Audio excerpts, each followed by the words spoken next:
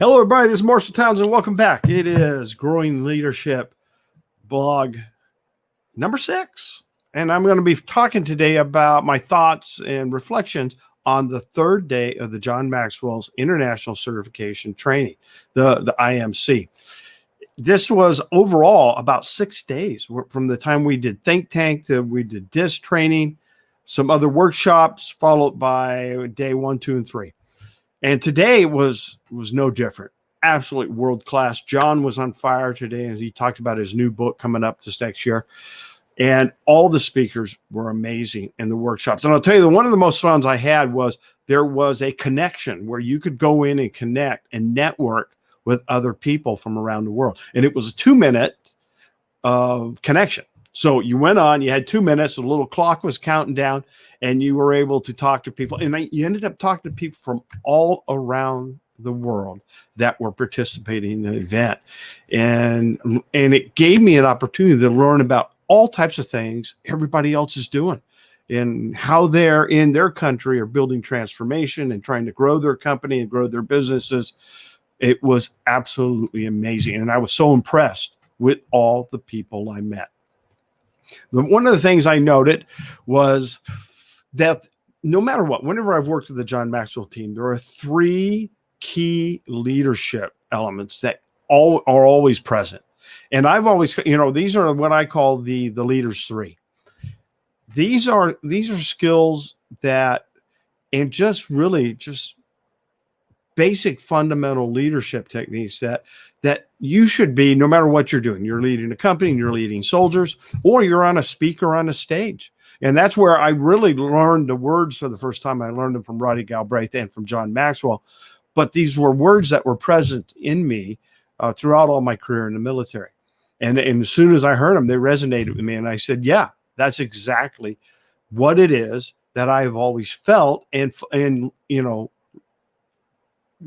led by whenever I was around soldiers or around my employees, when I was the program manager for the Mission Command Training Support Program.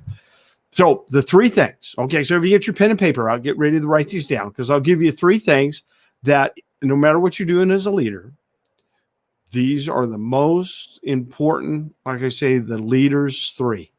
Okay, let's start with number 1.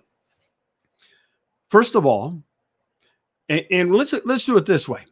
Let's talk of in terms of being a speaker on the stage, and just think about it from that way.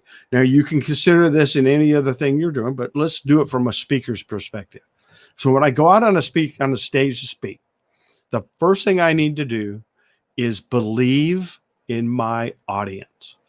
That's important because I got to believe that they're there for a reason. I got to believe that they have come to listen to me. They have come to learn. They have come for some reason, but they're not just sitting out there just to be sitting there. The days of people just going and sitting and listening to the speakers are pretty much done. You gotta believe in them, because to do that, if you believe in them, they will believe in you. But if you don't believe in your audience, they're never going to believe in you, and they are going to get up and leave. They're not going to stay.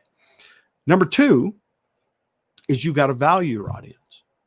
Again, same thing. If you value the audience, they will value you. And if you value the audience, you will give value to the audience.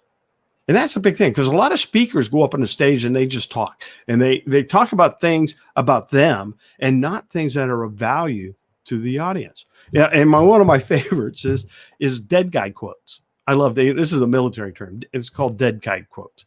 In the military, we would always have PowerPoint slide. You had General Patton up there, you had Washington up there, you had Napoleon up there. You had all these great leaders from the past who had dead guys who got their quotes, and you would stick them up there and you read the quote and everybody would go, wow, that was a good quote. And that was it. There was little to no value to that, because we probably already heard the quote someplace. What they never did was establish a connection between that quote and what they were trying to teach or inform us about.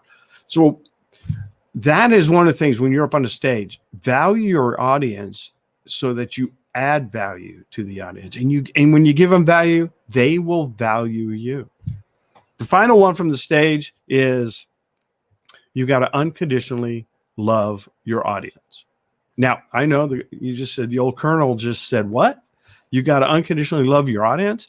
And the answer is yes. Because see, when you love your audience unconditionally, they love you back unconditionally. And if you're going to try and communicate, you're going to try and connect, and you're going to lead your organization, lead your audience, or lead your soldiers, you have got to make that connection. And I'll tell you, a speaker that loves their audience loves them more than they love themselves. That's it. Now listen to this.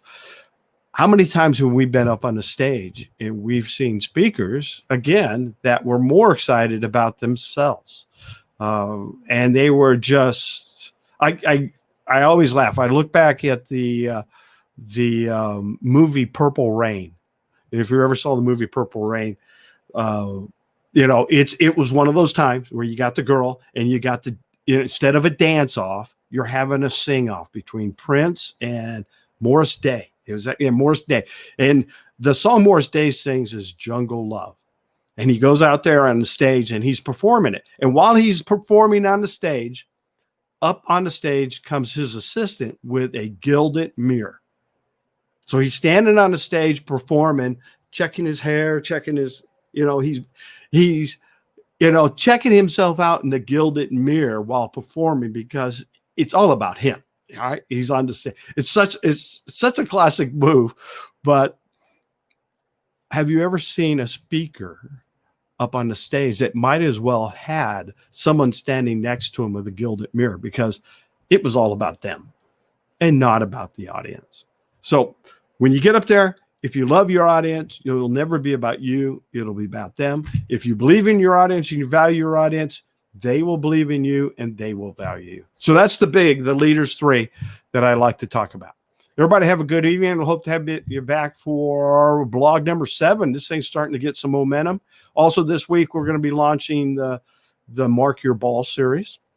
So please tune in for that. Links will be down below so you can find out more. And then tune in on my podcast, which is the Owning Leadership podcast. And I do an episode in that every other week. Episode 6 due to come out. So once again, have a good evening, and thanks for tuning in this week.